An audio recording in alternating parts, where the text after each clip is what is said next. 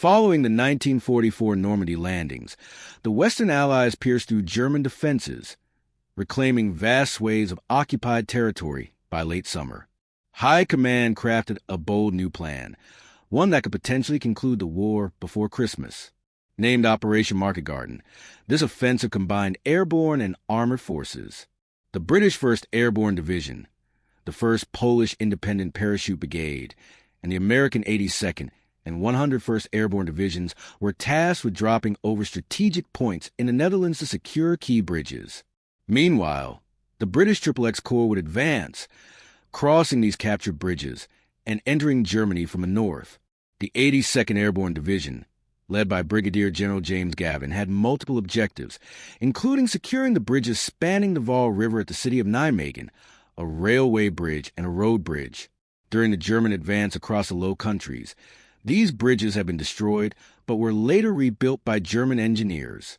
For Market Garden to succeed, it was critical that these structures be captured intact. On September 17, 1944, Operation Market Garden began. After landing, the paratroopers hurriedly moved to secure their targets. As the 82nd approached, the Germans demolished several smaller canal bridges, though at least one was taken intact. The paratroopers then advanced toward Nijmegen and the vital bridges, but faced delays due to rumors of 1,000 panzers in a nearby forest, which later proved false. Upon entering the city, the Americans were welcomed as liberators by the Dutch residents, but celebrations were brief as the Germans launched a counterattack. German Commander General Walter Model sent reinforcements, including the 10th Panzer SS Division, to prevent the Allies from seizing the bridge. A fierce battle followed, and with German reinforcements in place, the 82nd Airborne struggled to capture the objective without support from British armored forces. According to Market Garden's plan, the bridges needed to be secured before XXX Corps arrived. On September 19th, armored units from the Household Cavalry reached Nijmegen, and a meeting between General Gavin and General Brian Horrocks took place. They concluded that a direct assault on the bridge would be too costly. Instead, Gavin proposed a daring plan: simultaneous attacks on both the northern and southern side of the bridge, combining British tanks and American paratroopers. The greatest challenge was that the Allied forces were positioned on the south side of the Waal River, a 400-yard-wide tributary of the Rhine, with a strong current. To overcome this, Gavin suggested the paratroopers cross the river by boat approximately a mile downstream, attacking the Germans on the north side of the bridge while the main assault struck from the south. Though skeptical, Horrocks, lacking a better option, approved the plan set for the following day, September 20th. At around 8:30 the next morning, the Allies launched their attack. The first goal was to secure Nijmegen on the south side of the river. Meanwhile, the 3rd Battalion, 504th Parachute Infantry Regiment, prepared for their river crossing, supported by Sherman tanks from the Irish Guards and artillery from the Leicestershire Yeomanry. The plan encountered issues almost immediately. Reinforcement from the 325th Glider Infantry Regiment, expected to bolster the operation, were delayed due to poor weather at their base in Britain, leaving the paratroopers short of manpower. Additionally, the boats required for crossing, supplied by British engineers, arrived late. Hell's Highway, the narrow supply route, was plagued by traffic jams and wrecked vehicles, slowing the delivery of the boats. When the boats finally arrived, the paratroopers were unimpressed. Made of canvas and plywood, they seemed better suited for leisurely fishing on a pond than conducting an amphibious operation on one of Europe's major rivers. Nevertheless, the 3rd Battalion proceeded, loading 13 men plus 3 engineers into each boat and beginning the crossing. As they pushed into water, tanks and artillery provided covering fire, deploying smoke screens to shield the paratroopers. 8 RAF Typhoon fighters also strafed the north bank to prepare for the landing. Despite these efforts, disaster struck. The paratroopers, trained for airborne operations, not amphibious ones, struggled with the boats. Overloaded vessels got stuck in the muddy banks, while others, pushed into deeper water to avoid getting mired, capsized, forcing men to climb back in.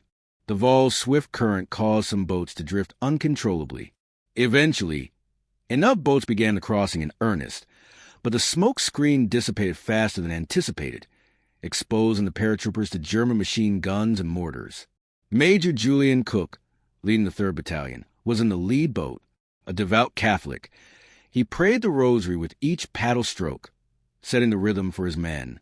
However, the lack of paddles hampered their efforts, with soldiers improvising using rifle butts, their hands, or anything available to propel the boats. German machine guns, tanks, and mortars targeted the vulnerable paratroopers, tearing holes in the flimsy canvas hulls. Survivors bailed water with their helmets and stuff cloth into leaks to stay afloat. Of the 26 boats in the first wave, only 11 returned to the southern shore for the second crossing. Those who reached the north bank faced further challenges. The main German position was a dike at the far end of a 1,200-foot wide field. After catching their breath, the paratroopers fixed bayonets and charged, engaging in a brief firefight to clear the German defenses. As this unfolded, the rest of the 3rd Battalion crossed the river. With the bulk of the battalion on the north side, they advanced toward the railway bridge, neutralizing several German positions to secure its northern end. Intense fighting continued, but the northern portion of the Waal Road Bridge was eventually captured. Simultaneously, British forces and American paratroopers fought to secure Nijmegen, sometimes battling from rooftop to rooftop. By evening, both ends of the bridge were in Allied hands.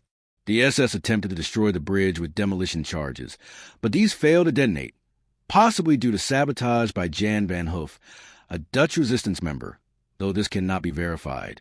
British tanks could now cross the Waal, with their next objective being Arnhem, about 10 miles away, where elements of the British 1st Airborne and 1st Polish Parachute Brigade were under pressure from a German counterattack. However, instead of advancing to relieve them, the tanks entrenched, or to hold the bridge at all costs without further instructions to push toward Arnhem. Factors such as approaching nightfall, arriving German reinforcements, logistical challenges, and pockets of German resistance in the Nijmegen area delayed the advance. When the paratroopers learned of this, they were furious, having risked their lives in a daylight crossing under the assumption that speed was critical. Crossing at night might have reduced casualties, but during the operation and subsequent fighting, 134 men from the 3rd Battalion and their attached engineers were killed, wounded, or missing, over half the unit.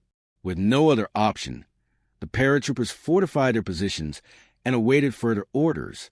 After days of additional fighting, it became clear that Arnhem was too difficult to hold, and the Allies consolidated their front line around Nijmegen.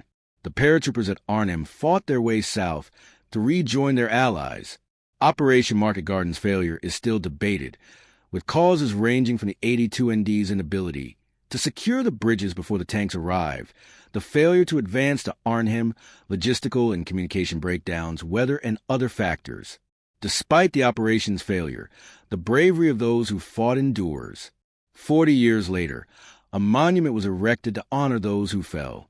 In 2013, a 3rd bridge across the Waal, named to Oversteek the Crossing, was dedicated, featuring 48 lights, one for each man who died striving to reach a bridge too far.